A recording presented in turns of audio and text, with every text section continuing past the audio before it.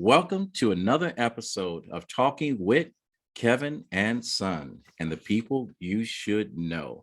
And today we have a very special guest and someone you should know. Matter of fact, we have two guests.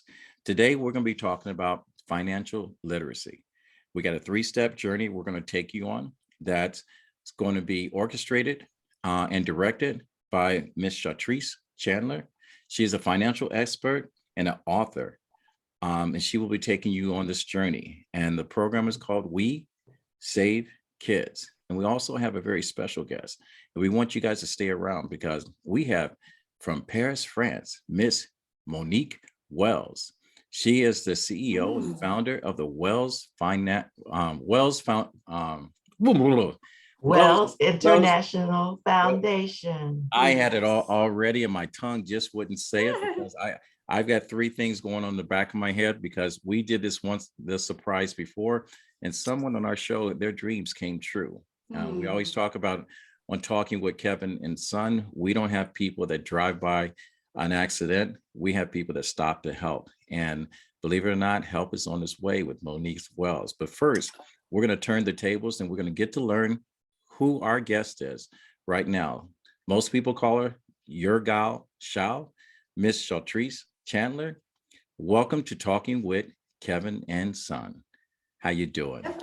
I'm doing well. Thanks for having me. It's an honor and a pleasure. And hello, Monique. Hello, Shal. I like this. This is the month of women, and I'm going to tell you this is the year in my heart of women. And I have two very beautiful, articulate, intelligent, good women that are giving their heart and souls to change literacy for young people. And this program, if you've got a child that can't save a nickel, we're going to show you how to turn a nickel into a dime and a dime into a dollar with this program. But first of all, we all start somewhere. And my gal, where did you start? You born and raised not in Philadelphia like Will Smith. Right. Where did you come from? So I was actually born in St. Louis, Missouri. And after my parents decided that they were done doing the marriage thing, my mother returned to her home state of Michigan. So I've been a Michigander on and off for about the last 30 to 35 years. And currently I reside in the Detroit metropolitan area with my husband, Otis, and my niece and nephew, who we raise. All right. Well, in the Black community, the conversation of financial wealth, it's at the forefront of our conversation right now, but it's just talk with a lot of us. And growing up, I know, my grandfather did a great job. Always told me that if I couldn't afford to pay cash for it, he says, you don't need it. So, he always took a little bit from us to save for us, which we were heartbroken because we worked all day long and we wanted the whole quarter. We didn't want to have to split it up in thirds. But you're a college graduate. You're an author of a book. We're going to talk about that. We're going to talk about how you created this program and how people can get involved in it. But did you learn your financial connection through your parents, or was it taught by a tutor, a teacher, or a mentor? How did you come to have a better relationship with a dollar? Hey, thanks for that question, Kevin. And so I believe that you have to keep it real to affect real change. And growing up, I come from a family of entrepreneurship. My father owned his own construction business in mom and pop's, kind of carpentry for 25 years before he lost his battle to cancer. And he was from, the South. He was from Tennessee, from Bolivar, Tennessee. And in that era that he grew up in, women were supposed to stay home and take care of their job was to take care of home and the children and to, just be there for the man to keep him as strong as possible, so that he could provide. However, I got a lot of mixed signals. I idolized my father, and I also got my strong work ethic from him. But he didn't feel that it was necessary for him to teach me about financial literacy. He was a very good financial steward. Actually, he's what I would call today a super saver. And he taught that to my brothers who continue the trade today. but not to me. In fact, when I asked him, I remember saying, Dad, I want to take over the business someday. I want to do this. I can do this, you know. And he laughed out loud. I was devastated. So I didn't start off with the foundation that I now promote today. On my mother's side of the fence there, she married so young, and she married my father when she was 17. She had to get permission to do it. And she was a homemaker the whole time. And my father was in charge of our finances. So that road was kind of closed off too. So how did I get to where I am today? So basically what happened was I developed a positive relationship with money after a certified lived experience of hitting rock bottom face first back in 2012 when I myself divorced for the first and last time. And I had two outs. One out was not an option, and the other was to make a decision to figure out why I was, stuck in this cycle. And from that, I realized I was just broke, not broken. So that's how it started. And you wrote a book behind this. Yeah, I did. So the first book that I wrote, I co-authored a story by that same name, Broke Not Broken, in an anthology with two other amazing women. And again, in the spirit of keeping it real, I go in to let people know what was going through even my mind at the time. And no matter how much I made, I couldn't save. And then I talk about how I came out of that. So I have been helping individuals break those same chains since 2014, once I went through a series of experiments and trials and really dissected my own finances and understood not just how, but why I was spending. Fast forward to January of last year, I was implementing multi-million-dollar portfolio programs, energy saving program, money saving programs for utilities. And I got the call that I was going to be laid off. And it was frustrating. It was just so frustrating. And so I talked it over with my husband, and I decided, you know what, I'm going to take this endeavor that I've been doing on the side for years, and I'm going to make it my mission. Enter freeing up my time. I added the We Save Kids portion to it. We Save Kids has two main goals for this year. Number one, I've written this book, Kelsey 100, which we can talk about later or now if you like. But basically, I wanted to create a program to teach not just all children, but specifically Black and Brown children who are in the worst categories, right? The worst performance-wise when it comes to our knowledge on financial literacy, as well as our exposure to education. Also, the number one question I get from parents, especially those who are even financially sound and have those life skills already, is do you have anything for kids? So when I set up my website, I looked for books and things that I could put out there so that parents could have a resource. Couldn't find any. Most of it's on self-love and those types of things. So I wrote some books. And Money is Good, Kelsey 100 is the first book in that series. It's actually inspired by my real life niece. Her and her brother have lived with us since we shepherded. We took over the reins from my brother, who is very ill. And it chronicles with a mixture of fun the journey she went through to save her first $100. Now she asks, are we spending my money? Or are we spending your money? and I just love it. Well, to my listeners, I want to make sure you understand when I talk about experts, when I talk about your gal, Shal, she is the CEO of YGS Solutions. She's also the president and founder of a nonprofit is We Save Kids. She has an MBA from Wayne State University, and correct me if I get any of these wrong. She's a certified project manager, and she's got a PMI from George Washington State University, and she is a member of the National Financial Education Council. So she is the real deal. Now, also sitting on the panel with us is Miss Monique Wells. And I know she probably has a couple of questions for you because she is huge when it comes to literacy for young people. And the International Wells Foundation has already done miracles for one of my guests on here. And I think that we're going to have them coming up pretty soon. We're going to do a recap of this show. I Am a Mini Entrepreneur. And their book is now part of a curriculum in New York State, New Jersey, and also Houston, which is has a personal connection with Miss Wells.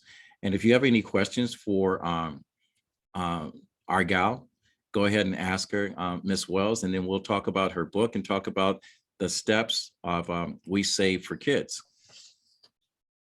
Okay, well, first of all, thanks, Kevin, for inviting me. I want to tell everybody that I am a doctor. I'm Dr. Monique Wells. I'm a veterinary pathologist and toxicologist. And part of the reason that the guest that Kevin has referred to and who we're going to be doing a new show with in, I don't know, another week or so, is because of the work that I do as a veterinary pathologist and toxicologist. Now, I am also the founder and CEO of the Wells International Foundation, which is domiciled in Houston, Texas. That's where I'm from. And that's where my nonprofit, I call it WIF, W-I-F for short, that's where we started our literacy initiative. And we focus on Black and Brown children, grades K through 3.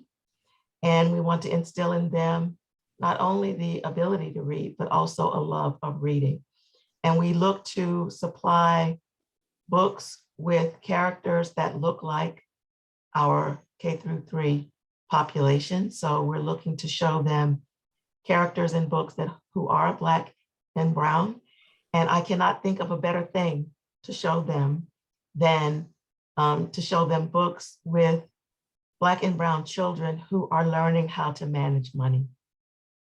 Oh my gosh, something, I got chills up and down my spine because something, if anyone would have told me at the 3rd grade that I was going to be in this position to talk to 2 very dynamic women, one from all the way across the world back over to here, and to be talking about literacy, especially I'm almost graduated from college without learning how to read or write. And I'm one of those melanated kids that did well just because they had a dream.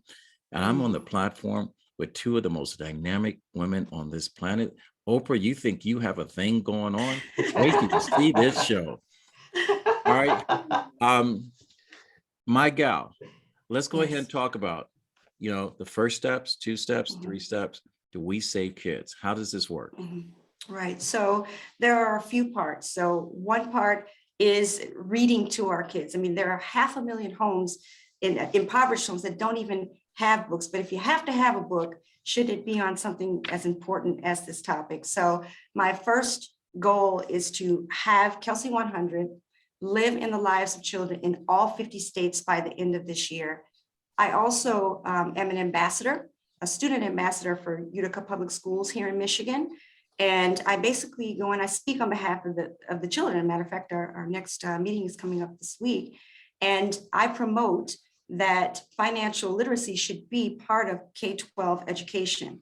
There are presently 42% of our states right now, it's about 25 states, that even require some kind of economic or financial related class in order to graduate, but that's in high school. If we get to our children now, right? If we get to them now when they're early, the likelihood that they'll have higher credit scores, that they'll have less debt, and that they will save more money goes up exponentially.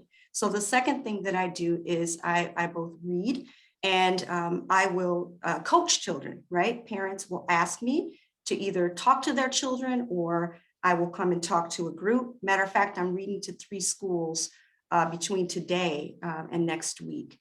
And then lastly, as part of the nonprofit, I am working to build a fund to match the initial deposit of kids who start their first bank account up to $50. And my goal is 365 kids. So far I have 7, but I have $18,250 that I need to raise in order to meet that goal. So I read, I advocate, I teach, I love to do crafts, and then I also reward them for their effort. All right. That's fantastic. Now, in most families, and we have to be honest. And I heard this conversation when I was one of 1,500 people speaking to a lot of investors from the UK. And the conversation came up that says $8 billion are left unattended in the United States of America. And there was a long dramatic pause, and he says, invest in Black. And for some reason, he failed to look out into the audience and see that I was the only Black person in that audience. And then his next statement shocked me. And then reality hit in. He says, Black people, they're not business people. They like shiny things. And I'm quoting him exactly what he says. He says, they are consumers. They're not business people. And I sat back and I'm going, you know, he's right. All right, we get our paycheck, and by the time our paycheck clears the bank, we're broke on Monday, and we're working, you know, trading hours for dollars on Monday through Sunday, waiting for that weekly or bi-weekly check to come through. How do you educate a person that has not been educated and have the same relationship that many of us on this panel have with money? How do we get that person to turn the table? What's the conversation? Right. So the program that I started with in 2014, again, after going through my own journey, it's called We Save 365. And that started with a mission to build a community of savers, virtually, locally, and otherwise, one day, $1 at a time. My system is simple. It's 3 steps. We create a blueprint, right, for success, which starts with dissecting your finances, figuring out, like myself, I found that I was an emotional spender, and emotional spending are just things that you can't budget for, right? That you don't budget for. So I help people identify triggers and then create some tactics to help them protect their wealth from themselves while they go through step 2, which is to build the skill. See, no one tells you that. They always say, you know, spend within your means, but you also have to save within your means. And saving is a skill. And as with any other skill, it must be acquired. So step 2 is building the skill. And then 3 is applying the skill. That's step 3. So I have a tried and true exercise that I have my clients go through. And then I help them understand what they can afford to save, and then set goals that are not only reasonable and achievable, but they know how to adjust, right? If something like life happens. But those are the three steps. All right, Ms. Wells, anything? Yeah, so a couple of questions. Your clients, the people that you're speaking of just now, these are adults or are they children? So I think it's my responsibility to pour into our future generation of leadership. So that's just part of my job as a citizen. The clients, when I use that term, I'm referring to adults that are begin again or beginning savers. Okay. Well, Okay. go ahead. So I know the way that I handle finances with my kids. It originally became as stock on holidays, birthdays, and Christmas and so forth. Then it became part of household chores, doing things in the neighborhood. I know I have my hustle with lawnmower and, you know, landscaping and snow removal and so forth. But I was also devastated when I brought my little nickels and dimes home, when my grandparents, you know, would take a certain percentage and says, you know, we're going to give a little bit back to the church. We're going to put a little bit in the savings, and this is what you get. And I kind of look down at my hands. I'm going, you know, I shoveled a lot of snow. Why am I only getting a third of this? You know? So when you're telling a single mom that is struggling to put food on the table, and she's got 3 kids that she's trying to get off to school and fed, how does this conversation of financial literacy hit home with that child? How do you drive the message home? All right, thank you so much. I love this question. Let me tell you why. It's because if a child, right, is made to feel like they're a burden, like they're an expense, or they're worth nothing, that automatically sets the stage for a negative relationship with money. So we have to speak positivity into our kids, right? When you hear health is wealth, to me, what I hear is you have to have a healthy mindset before you can develop a wealthy mindset. The second thing is I teach parents, because they need to learn a different language themselves, right?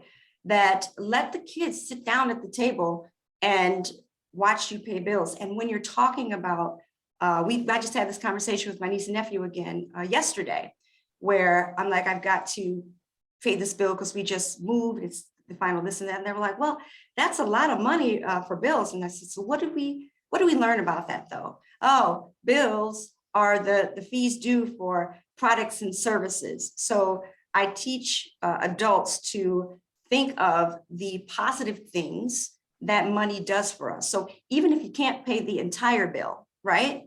Still, even if you're making arrangements, what you're paying for helps maintain a standard of living that lets me kiss my kids at night, have hot water, right? When we take a bath, cook your food and nourish your bodies. And so I do it that way. Also, there's always so much focus on how much a person has saved. And so I beat down, beat in and just hit over and over and over again. It's not about how much you save, it's about how much you keep. And developing the skill has less to do with the amount you save versus the building the consistency. So if you can save $1 a day today, when you have your come up, you'll be able to save $1,000 a day if that's what you wanted to do. So that's what I keep them focused on. Also, in those tactics to protect their wealth from themselves, it's meant to help them understand themselves as a spender so that they can do what works for them. People, just like children, we save for a purpose, a place, or a thing. And so I spend a lot of time identifying what motivates them and what triggers them. And then we plan from there. The last thing I'll mention in this specific scenario is when I'm helping a person put together a plan. Let's say they can afford to save $100 a month, but their goal is double that. We talk about ways that you have to make a decision. Either you're going to create space, more disposable income in your budget, you're going to create additional streams of revenue, or you're going to adjust your goal to be in a time frame that fits your current standard of living. So these are the types of things that I go through. Anyone can save. Anyone can save. Now, when we have the conversation of savings, are you talking about taking your money and putting into a low interest savings account? Or are you teaching your kids to invest in stocks and bonds, or I think the new good thing right now is NFTs and crypto and all that stuff? What is that conversation? Right. So my niece and nephew were born in the city of St. Louis. Just when we were moving the little money they had from their grandma to a jar, they were freaking out because they were used to their parents stealing the money, right? And I'm talking about, my brother, and I'm not saying stealing is a bad word to use, but using the money for whatever they used it It's for. Unauthorized withdrawals. There you go.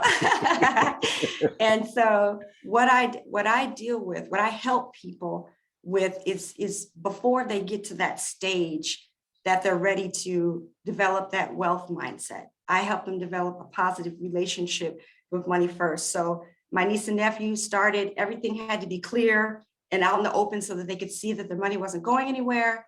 We taught them about revenue generating opportunities.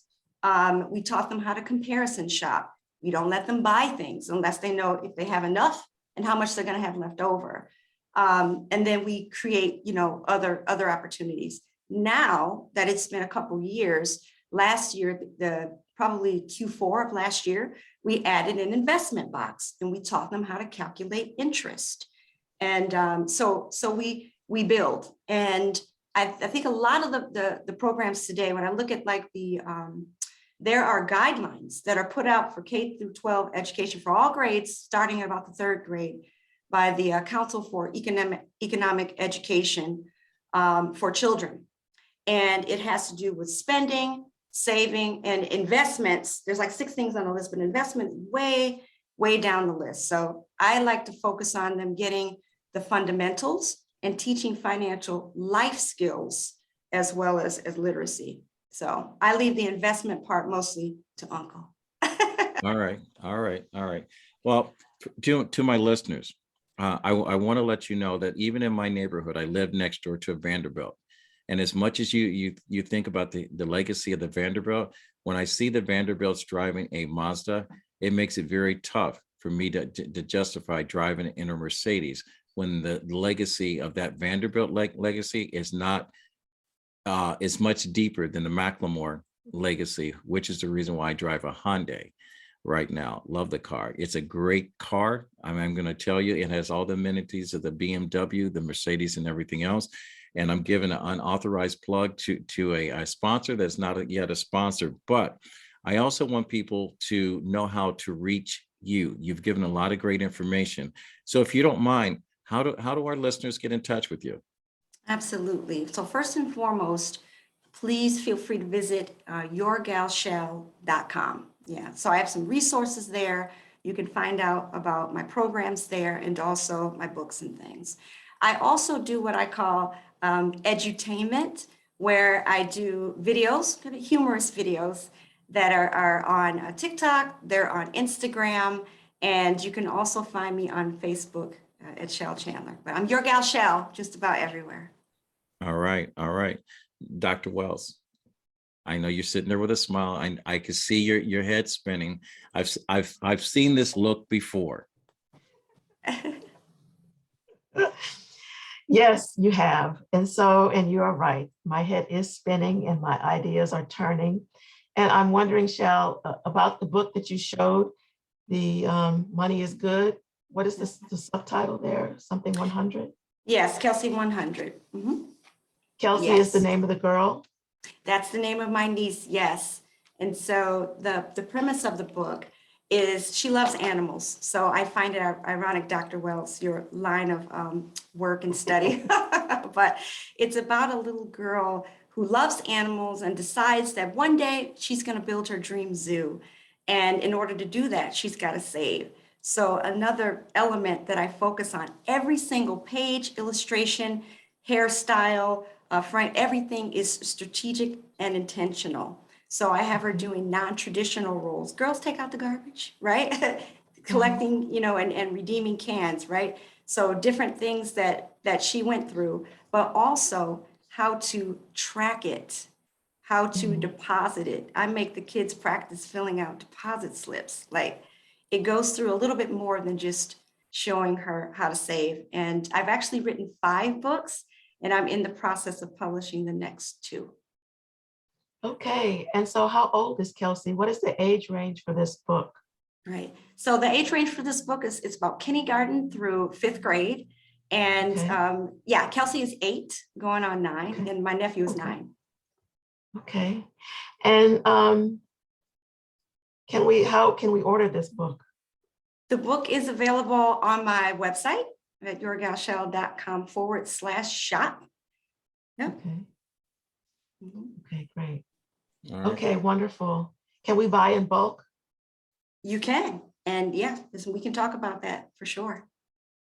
Yeah, for sure. This is excellent because the marriage of financial literacy and the fact that Kelsey in your book is trying to save to build a zoo fits squarely into the book club idea that my partner and I have launched for the Youth Veterinarian Initiative. And that's what we're going to be talking about with Kevin next week.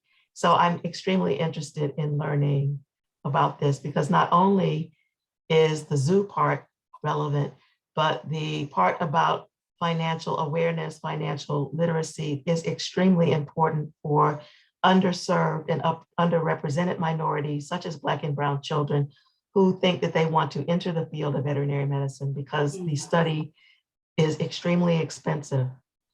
And so we need to not only, YVI is encouraging young people to consider the field of veterinary medicine, and we're also wanting them to understand from a very practical standpoint what it takes to get to vet school, what it takes to go to vet school, and what it takes to pay off the debt that you have when you leave vet school. Dr. Wells, I promise you on everything. My nephew, their older brother, who has a different mother, he's studying to be a veterinarian. I kid you not. Oh my God. He's Oh my God. he's in an 8-year program that he's so smart. And as long as he sticks with it, which he will have a full ride. So I'm hoping that he chooses Michigan State because that's near auntie and uncle. Okay. But he's Okay. literally studying to be a veterinarian. This is the hair on my arms is standing up. I'm so excited. Okay, I'm so excited. Hey, Okay, we gotta I'm- hook up. We gotta hook up after this call. I am going to tell you, my gal, your hair is going to be standing up for the next 7 days. Because after I connect you with Mrs. Wells, I'm going to tell you, this is not a Disney movie. This is reality. Dreams do come true when you're part of the International Wells Foundation. I've seen it in action. I always talk about people that we are connected with, and the people that we should know are people that do not drive by the scene of a crime. They stop to help. They render that.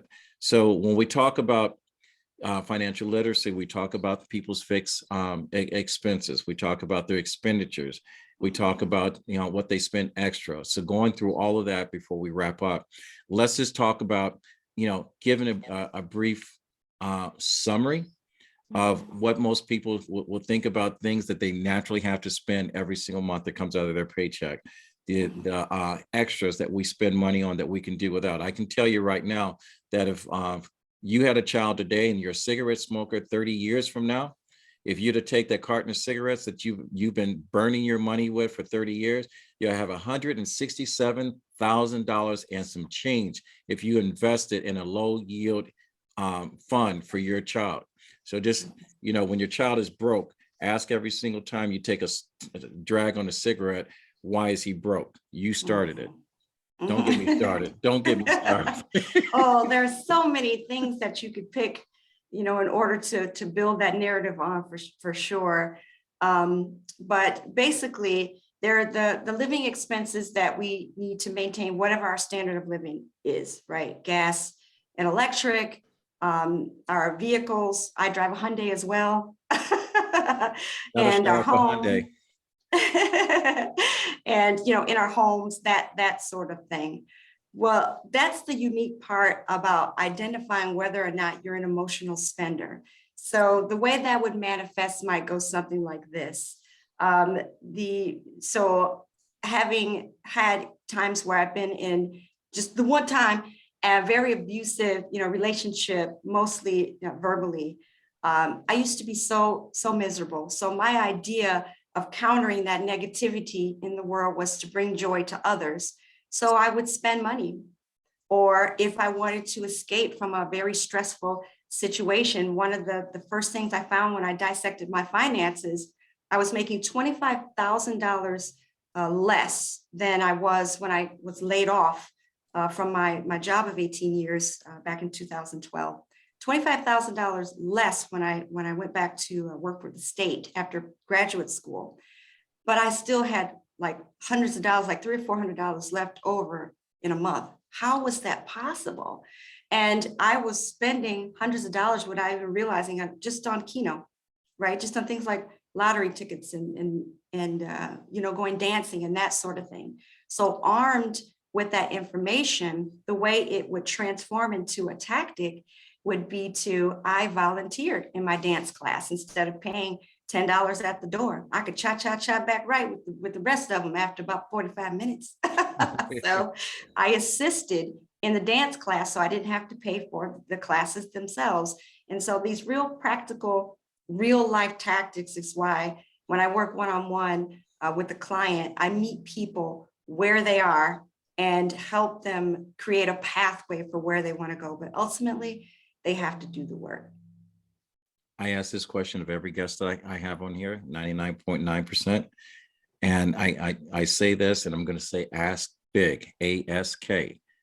If you had one wish that would come true, and one of our listeners would grant you that wish, and I'm going to say dream big, baby girl, dream big, what would that wish be? There are over 87,000 elementary schools in the United States.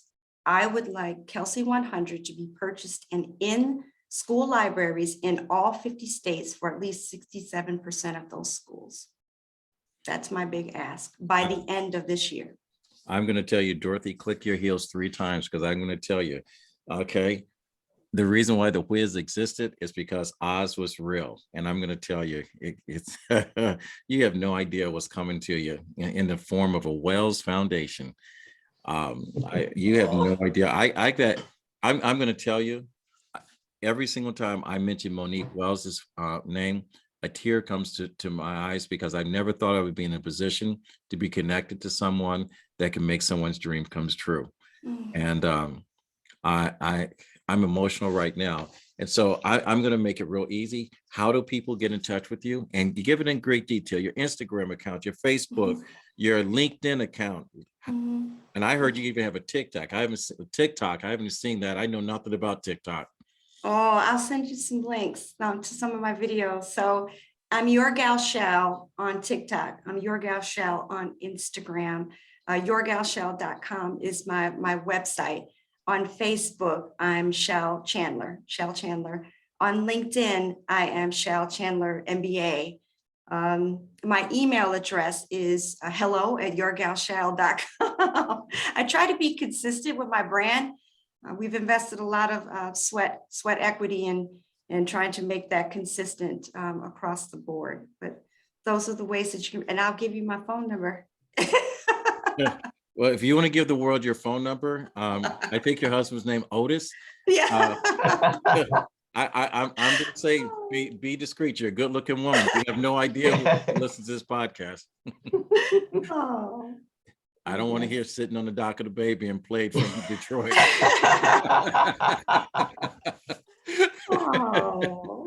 Oh. Dr. Wells, Monique Wells, the International Wells Foundation, before we close. It's Wells International. It's with WIF. Okay, I'm going to get it right, but thanks for correcting me. Okay, that's what happens to me, concussions from playing football. All right. Anything closing you want to leave us with, our listeners with? How do we get in touch with you? Well, for me, just go to wellsinternationalfoundation.org. You'll find our website there. We're on Facebook as well, Wells International Foundation, and Instagram, Wells INT. But the website is the best place to dive into what it is that we're doing. And I am just really excited about the possibility of collaborating with Shal on her books, our literacy strategic focus area, and our STEAM education strategic focus area, specifically our Youth Veterinarian Initiative, Perfect Marriage, for everything that you're doing. And again, Kevin, you're a matchmaker made in heaven. Oh my gosh. Oh, wow. There I'm the hitch of Thank you so podcasting. much. I am gonna say I am much appreciative to both my gal Shal for coming on. I know how busy you are. I am really appreciative of Dr. Wells for always having my back and giving me support. She has a wonderful program over there. So please, my listeners, support her, look her up, connect with her, share with her. And to my listeners, I am humbled, every single time, that I see one or two more people that follow and like or share this podcast. I'm not looking to break records. I'm looking to make impressions on people's hearts. We've covered a lot of information at this point in this episode. So I hope that we have entertained you, we have enlightened you, and at some point we have touched your soul to where it changes the view that you're now looking out through your window. If you are really interested and want to support RMK Productions, go to our website, info@rmkproductions.net, or subscribe and follow us on our YouTube page at RMK Productions and Network. I appreciate you guys so much, Dr. Wells. I can't wait to share your story with Tori and Danielle in a couple of weeks. And God, I'm tearing up right now because I know what's coming. My grandfather always says, when you get to a position you can help someone, he says it's your duty to do so. Reach one, teach one, and we'll fade to black. I'm Kevin McLemore. I'm your host. Thank you for listening.